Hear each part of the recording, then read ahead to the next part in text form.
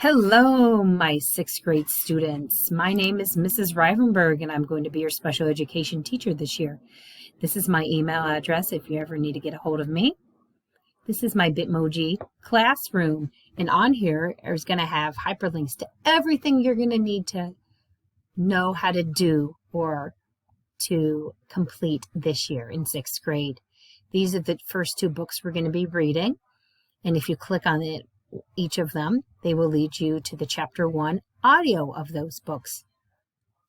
For math class, the teacher uses Math Antics, so you can review some of the terms or some problems that you don't understand. Vocabulary is another math aid that will do singing to help you memorize some things. News ELA is articles that are ELA related, science related, math related, things like that.